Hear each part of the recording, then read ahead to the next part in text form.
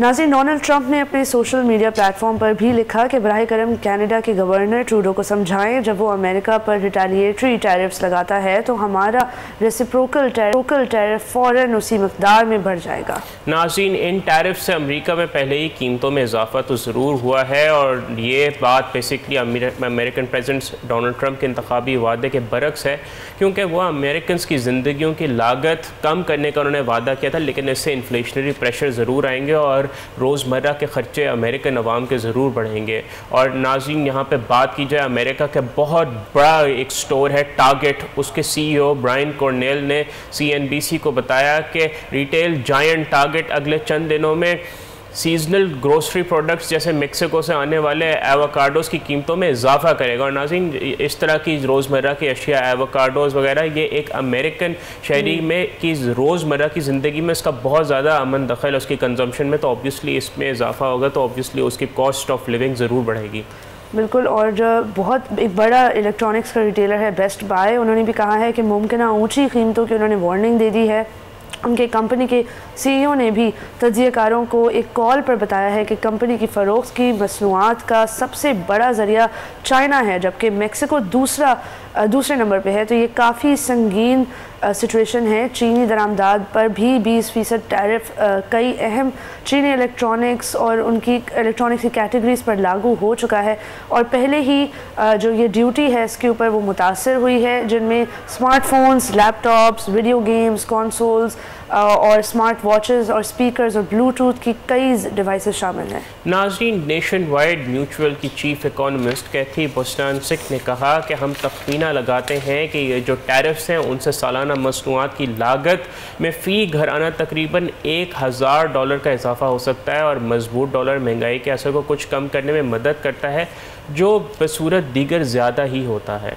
और चीनी मसनूआत पर 10% इजाफी ड्यूटी मंगल को नाफिज हो गई थी। ये 4 फरवरी को ट्रंप की जानिब से लगाए गए 10% टैरिफ के ऊपर है और ट्रंप के पहले दौर में चाइना के ऊपर जो दरामदाद पर लगाए गए 25% तक के टैरिफ है, उस पर भी एक मज़ीद इजाफा है।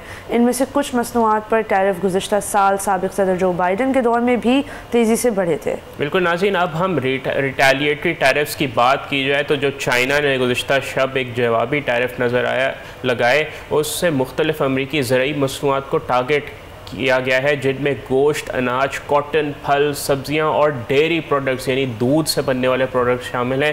नाज़रीन, अमरीकी किसान अमरीकी सदर डोनाल्ड ट्रंप के पहले दौर के ट्रेड वॉर से भी सख्त मुतासर हुए थे, जिसकी वजह से उन्हें तकरीबन $27 अरब के बरामदी सेल्स का नुकसान हुआ था और चीनी मार्केट में उनका हिस्सा ब्राज़ील को मुंतकिल हो गया था। बिल्कुल। और मेक्सिको और कनाडा की मसनूआत पर टैरिफ इंतहाई इंटीग्रेटेड नॉर्थ अमेरिकन इकॉनमी पर गहरे असरात डाल सकते हैं।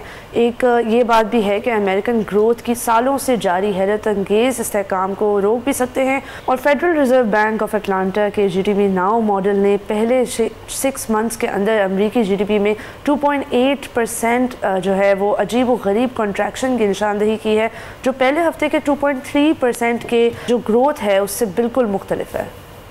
बिल्कुल नाज़रीन, अगर हम इसका तकरीबन कुल मिला के एक तखमीना लगाएं तो अमरीकी सदर डोनाल्ड ट्रंप के ये इक़दाम आलमी मईशत और ख़ास तौर पर अमेरिकन जो कंज्यूमर्स हैं यानी अमेरिकन सार्फिन के लिए महंगाई और मुआशी मुश्किलात का बाइस बन सकते हैं।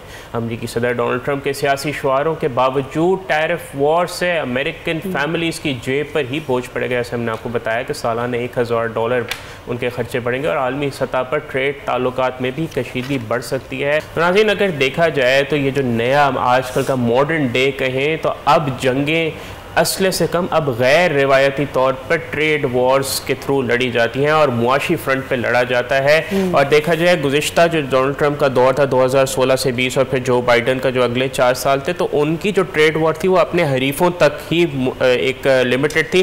बट अब जब से अमेरिकन सदर डोनाल्ड ट्रंप आए, उन्होंने तो अपने मुआशी हलीफ जैसे यूरोपीय यूनियन, कनाडा और मेक्सिको, उनको भी अपना हरीफ बना लिया है, जिसके ऑब्वियसली आलमी मईशत पे असरात भी होंगे। और इसको ये काफ़ी ताज्जुब की बात है कि क्योंकि इससे ये भी समझ आता है कि अमेरिकन प्रोडक्ट्स पर भी काफ़ी ज़्यादा टैरिफ्स ऑलरेडी इन प्लेस थे और उसकी कोई मतलब किसी भी किस्म को उसको फैक्टर इन नहीं किया जाता था ट्रेड एग्रीमेंट्स में। तो एक तरह से देखा जाए तो Donald Trump America first policy को फॉलो तो कर रहे हैं, लेकिन इतनी ज़्यादा वेहेमेंटली उसको फॉलो कर रहे हैं कि शायद अमेरिका को सबसे पहले नुकसान ही हो रहा है। क्या पता उसके स्नोबॉल इफेक्ट में सबसे पहले अमेरिका ही उसका निशाना बनाए।